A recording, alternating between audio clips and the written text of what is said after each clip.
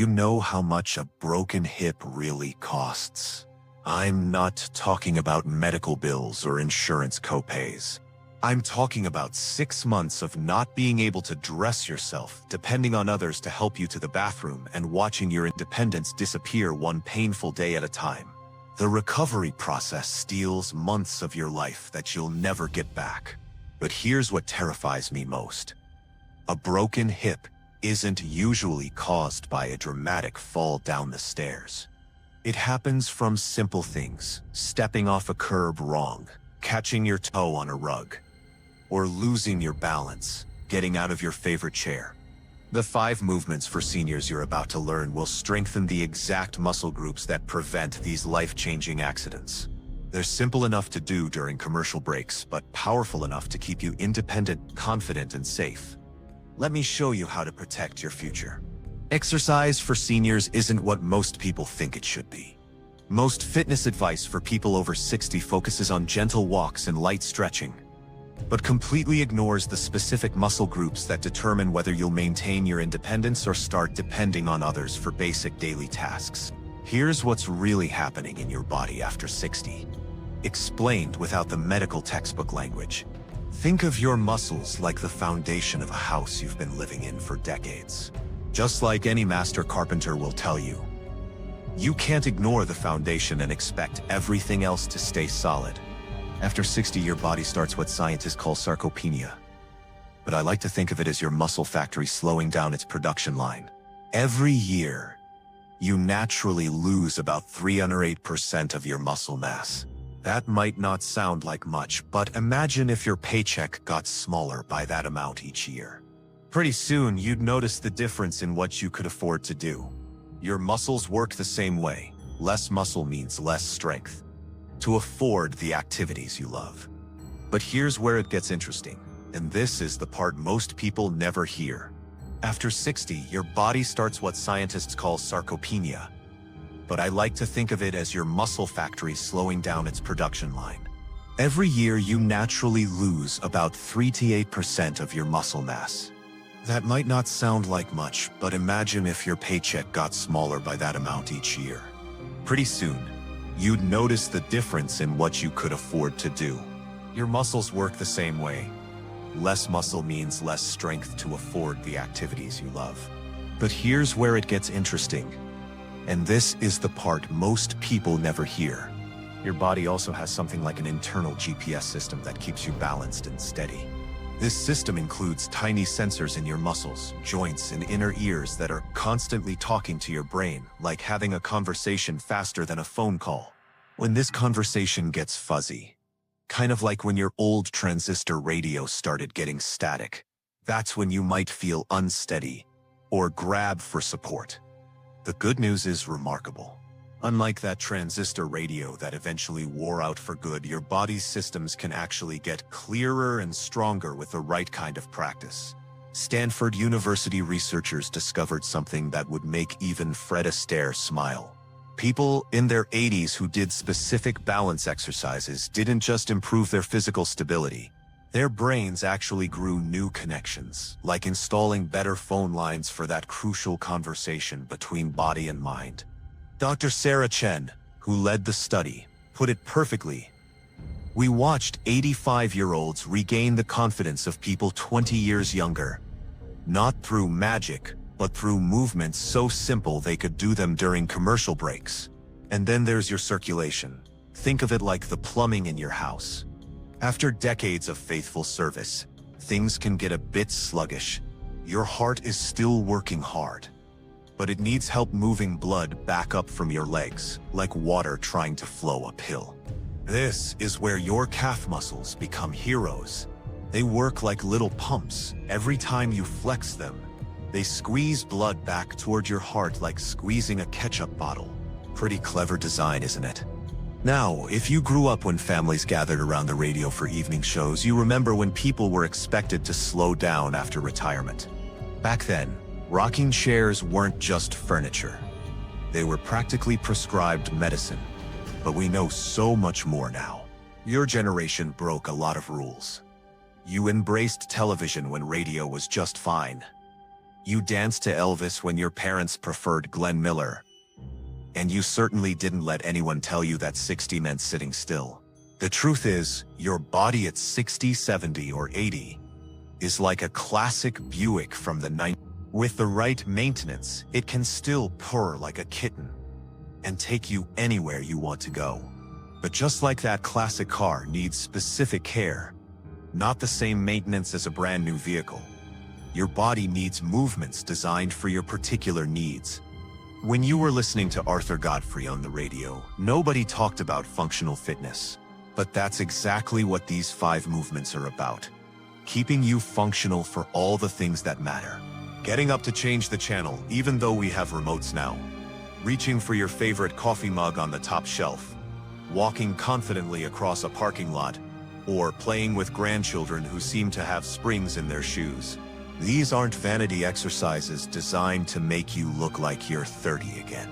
They're dignity exercises, designed to help you feel confident, capable, and independent. Because there's nothing more important than waking up each morning, knowing you can handle whatever the day brings, whether that's a trip to the grocery store or a weekend visit with family. Before I share these 5 life-changing movements with you, I'd love to have you join our growing community of seniors who refuse to let age define their limits. Hit that subscribe button if you haven't already. Think of it as joining a neighborhood coffee club where everyone's sharing the best tips for staying strong and independent. And please, let me know in the comments which of these movements you're most curious about. Or if you've been struggling with any of the challenges I mentioned. Your experiences help everyone in our community learn and grow stronger together. Now let's dive into these 5 remarkable movements. Number 5. The chair champion. The squat. Our 5th movement is what I call the chair champion, though you might know it as the squat. Now, before you picture some young athlete jumping around a gym, let me paint you a different picture. Imagine you're sitting in your favorite armchair, the one that fits you just right, maybe where you watch your morning news or enjoy your evening tea. The chair champion is simply the art of standing up from that chair with confidence and grace, then sitting back down with control. That's it. No gym required. No special equipment. Just you and your trusty chair. Here's why this movement is pure gold for your body. Every time you stand up, you're using the largest, strongest muscles in your legs, your quadriceps, glutes, and hamstrings. These are the muscles that act like the foundation crew for your entire body. When they're strong, everything else works better. When they're weak, even simple tasks become mountains to climb. Let's start with the gentlest version. Sit in a sturdy chair with your feet flat on the floor, about shoulder width apart. Cross your arms over your chest like you're giving yourself a hug. Now lean forward slightly. Imagine you're trying to smell a fresh apple pie cooling on the counter in front of you. Press through your heels and stand up smoothly, like you're being lifted by invisible strings attached to the top of your head. Pause for a moment at the top, then sit back down with control, like you're lowering yourself onto a soap bubble. You don't want to pop. If this feels challenging, here's your safety net. Keep a sturdy table or counter within arm's reach. Rest your fingertips there, lightly, just for confidence. But try to do most of the work with your legs. Start with 5 repetitions and work up to 10. Some days you might feel like doing more, other days less. Listen to your body like you would listen to an old friend's advice. Number 4, the Steady Eddie. Balance training. Movement number 4 is what I call Steady Eddie. Balance training that would make even a tightrope walker proud. But don't worry, we're keeping both feet firmly on the ground. At least to start, balance is like the secret ingredient in your grandmother's best recipe. You might not notice it when it's there, but you sure miss it when it's gone. Think about how confidently you used to walk across a room without even thinking about it. The way Doris Day glided across movie screens. That natural confidence comes from strong balance, and the beautiful thing is, you can train it back. Start by standing near a wall or sturdy counter, close enough that you could reach out and touch it with your fingertips. Now imagine you're playing a gentle game of flamingo. Lift one foot just a few inches off the ground. You don't need to lift it to your knee, just enough that your big toe is pointing toward the floor. Like a ballet dancer's, hold this position for 10 seconds to start. It might sound easy, but you'll be surprised how much concentration it takes. Your body is having thousands of tiny conversations every second, adjusting muscles you didn't even know you had. Switch feet and repeat. As you get stronger and more confident, work up to 30 seconds on each leg. Here's where it gets fun. Once you can balance for 30 seconds with your eyes open, try closing them for just 5 seconds. It's like switching from dancing with the lights on to dancing in candlelight. Everything becomes more challenging but also more rewarding. The progression is magical. Eyes open, then eyes closed, then try gentle head movements while balancing, like nodding yes or shaking your head no. Your brain loves this challenge and responds by building stronger connections, like adding better telephone lines between your mind and body.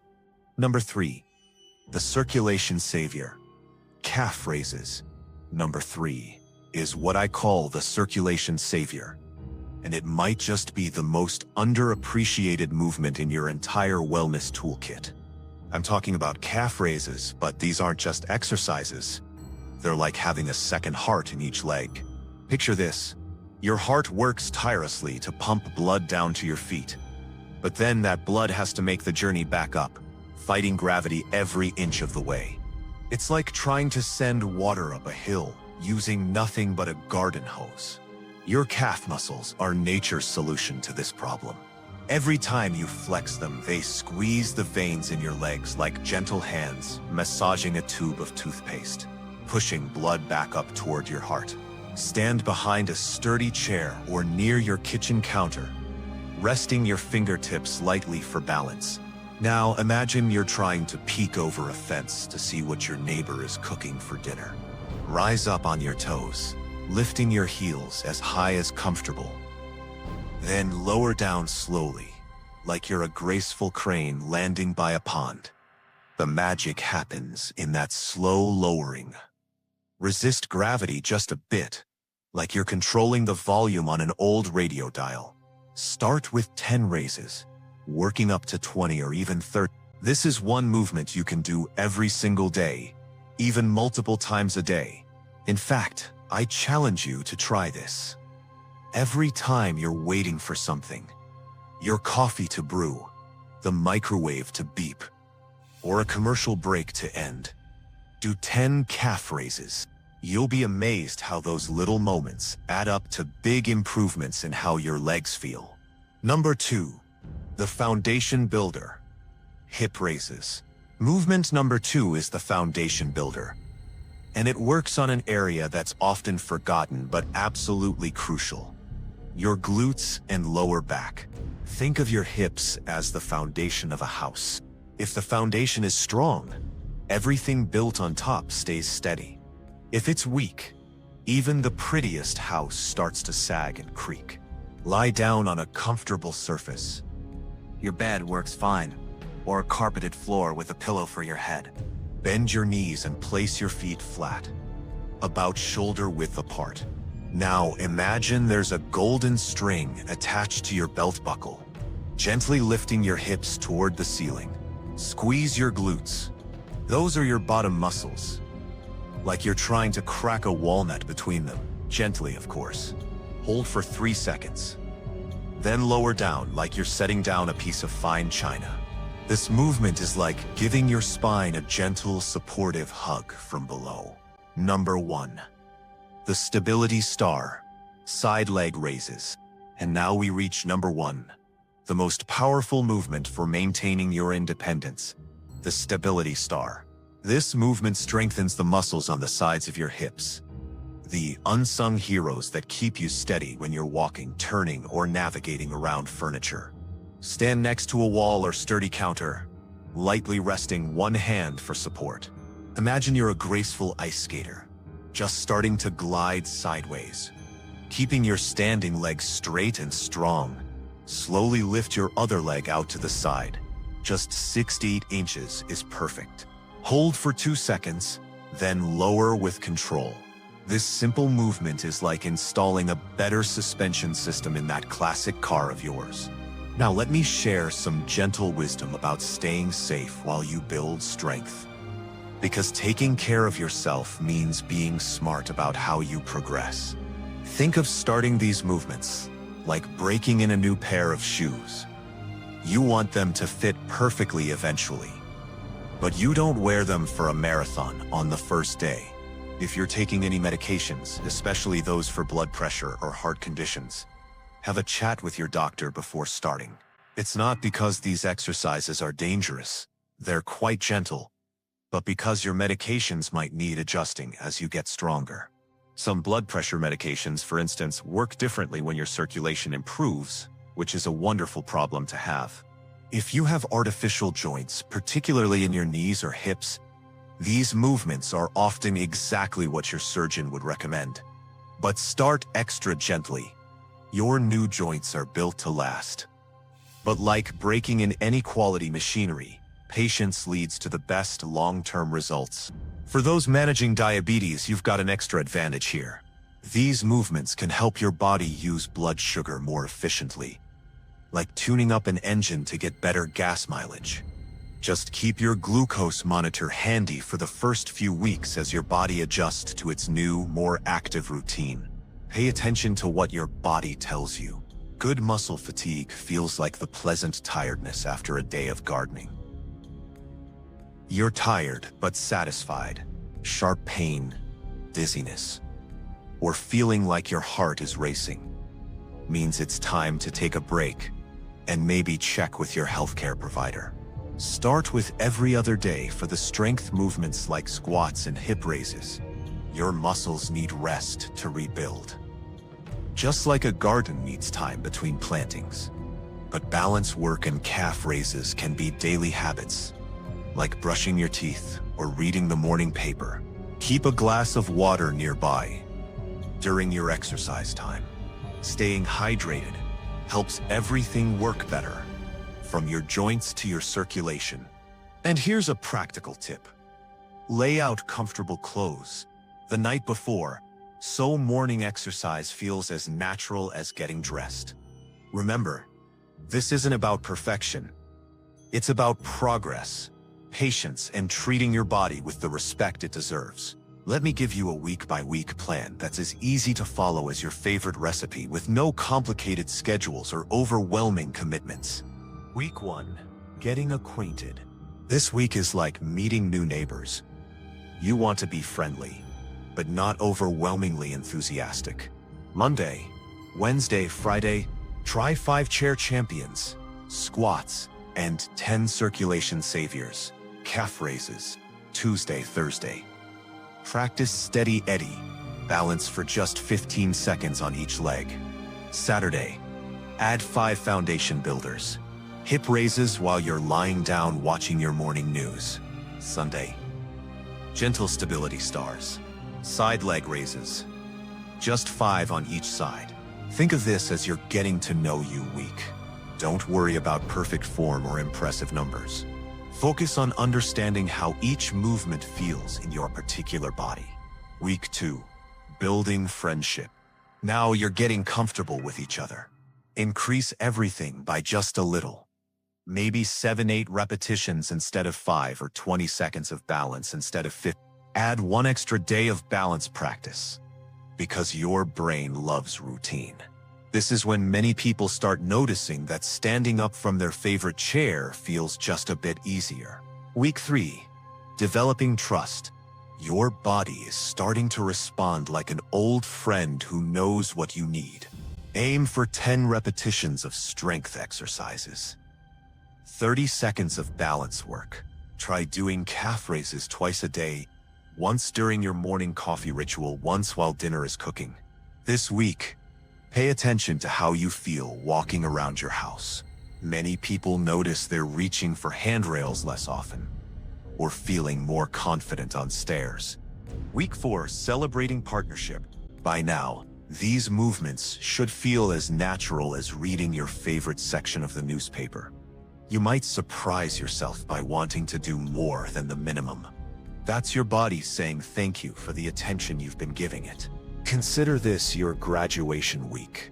Try all 5 movements in one session, maybe 15 minutes total, while you listen to your favorite music from the good old days. Beyond month 1, your new normal. After 4 weeks, you'll have built something precious, a habit that serves your health every single day. From here, you can continue exactly as you are, or gradually add more repetitions as your body asks for them. Some people love the routine exactly as is. Others discover they want to challenge themselves a bit more. Both paths are perfect, because the best exercise routine is the one you actually enjoy doing. The key is consistency, not intensity. Think of it like tending a garden. Regular attention yields beautiful results. I'd love to hear which of these movements helped you the most. Drop a comment and let our community know about your progress. If this video gave you hope that you can stay strong and independent, please hit subscribe. You're not just getting health tips, you're joining thousands of seniors who refuse to let age slow them down. Remember, every strong person was once a beginner. Your body has served you faithfully for decades. Now give it the gift of these 5 simple movements. Start today. Stay consistent and watch your confidence return one movement at a time.